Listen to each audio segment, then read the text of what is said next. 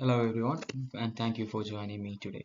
I am here to present my master's dissertation titled Adapting Zero Trust for IoT Environments.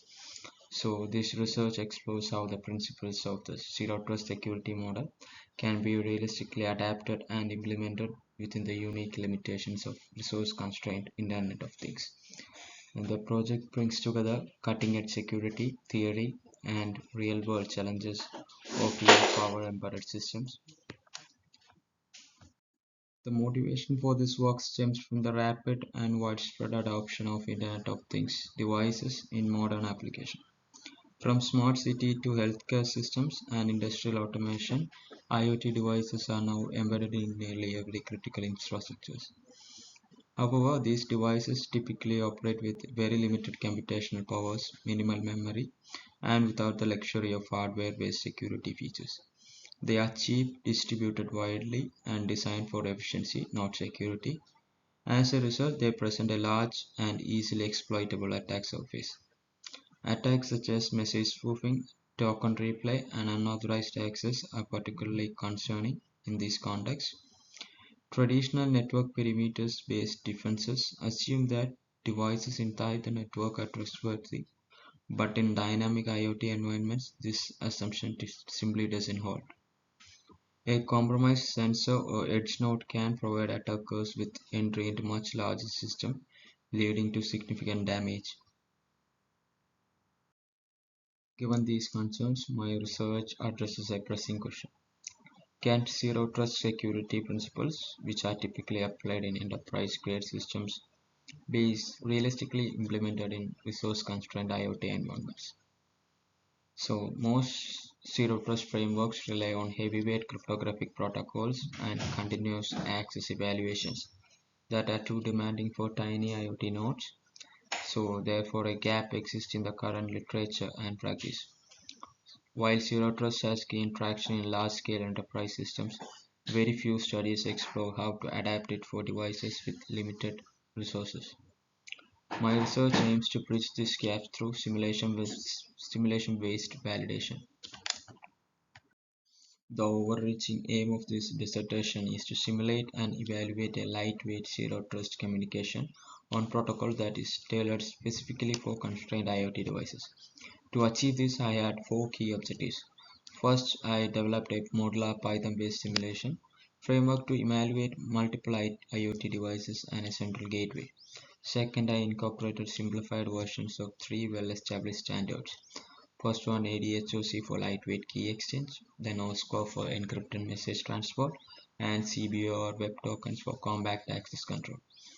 Third, I implemented zero trust principle within the simulation by requiring periodic session re-authentication, verifying every single messages, and applying strict access control rules.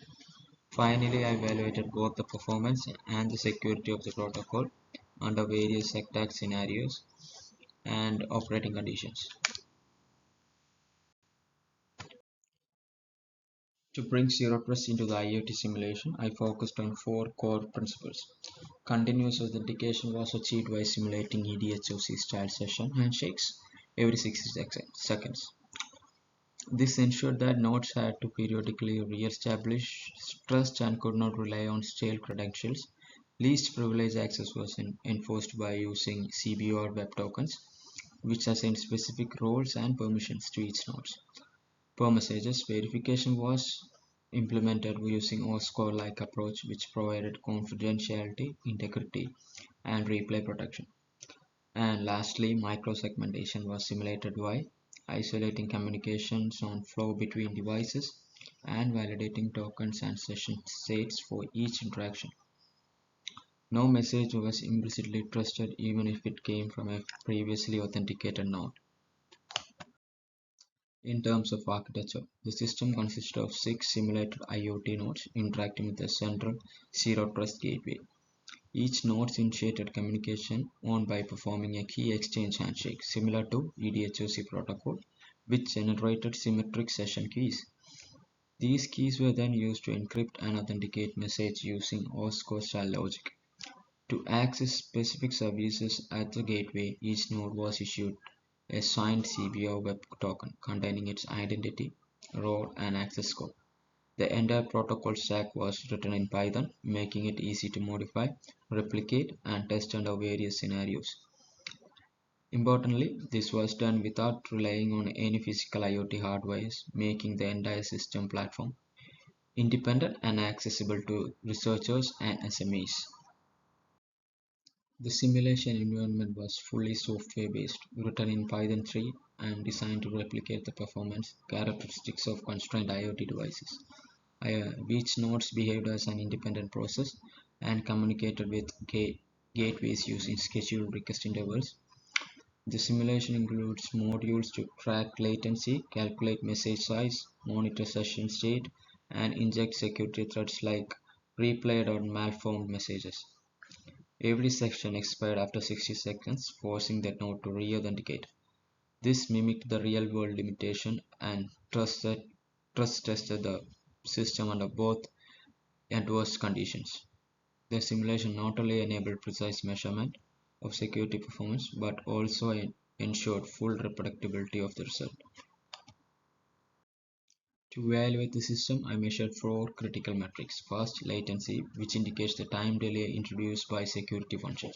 Second, the payload size, to see how much extra data is added by the encryption and token mechanisms. Third is the protocol overhead, which reflects the efficiency of the system. And finally, attack detection rate, which measures the ability of the system to identify and block malicious activities. These metrics provided a balanced view of both security, robustness, and operational efficiency, something essential for real-world IoT deployments. On the security front, I evaluated the protocol against three common attack types. In the token replay scenario, an attacker captured and resent previously validated tokens to impersonate a legitimate device. In the payload spoofing scenario, messages were tampered with mid-transit to inject false data. Lastly, in the malformed payload attack, structurally broken, oversized packets were sent to the gateway to test its resilience. In every case, the protocol successfully detected and blocked the attack. Replay tokens failed due to session state mismatches. Spoofed payloads were rejected due to cryptographic authentication failures, and malformed packets were blocked at the tracer level, ensuring that the gateway did not crash or behave unpredictably. Now coming to the results. From a performance perspective, the system achieved an average latency of around 137 milliseconds. This is comfortably within the acceptable threshold for real-time IoT communications, which is typically considered to be around 150 milliseconds. The encrypted payload size was around 115 bytes on average, making it suitable for low-powered wireless protocols such as SYNC-P, and the additional overhead from the encryption was token verification was negligible when compared to the gains in security and trust enforcement. This shows that the zero trust protocol remained lightweight and efficient despite the added security layers. In terms of threat detection, the protocol performed remarkably well. Every single attack instance, whether it involved token misuse, message tampering, or structural corruptions, was correctly identified and rejected. The system logged each attack, terminated affected sessions, and restored secure communication on channels without delay. The key takeaway is that the Zero Trust framework, even in lightweight simulated forms, was able to provide strong, guaranteed authentication, integrity, and access control. This outcome is particularly important because it demonstrates that IoT security can be improved without the need of expensive hardware upgrades or complex infrastructures. These findings shows that the zero trust is not only theoretically sound but also practically implementable. In constrained IoT contexts, the core security principles, when carefully adapted, can be enforced using lightweight protocols and compact token mechanisms. The simulation proves that even devices with minimal resources can actively participate in secure communication ecosystems, provided the right architectural choices are made. The work contributes a significant step forward, bridging the gap between zero trust models and real world IoT security requirements. To summarize the main contribution, I developed a modular and reproducible simulation framework tailored for constrained IoT scenarios. I demonstrated that simplified implementation of one of EDHOC, OSCAR, and CBOR web tokens can collectively enforce key zero trust principles. The system achieved excellent results in both performance and security. And perhaps most importantly, this framework can now be used as a foundation by other researchers or protocol designers to test, extend, or deploy zero trust concepts in lightweight environments. Looking ahead, the future work could extend this simulation to real IoT hardwares, microcontrollers, where powers and memory constraints are even more critical.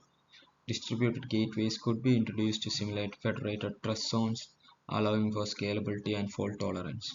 And adaptive trust scoring models can be integrated to adjust privileges based on behavioral patterns or anomaly detections. And finally, the scaling the simulation into a mesh topology with 50 or 100 nodes would provide deeper insights into the protocol's performance under realistic deployment scenarios. Before I conclude, I'd like to acknowledge the foundational literature that supported this study and offered a detailed explanation of IoT attack surfaces. The OSCO EDHOC CPR token standards defined in the RFCs respectively form the cyber cryptographic backbone of the protocol. Finally, the principles of the Zero Trust architecture were guided by NIST special publications, which provided both theoretical grounding and practical best practices. These resources were instrumental in shaping and validating the simulation module.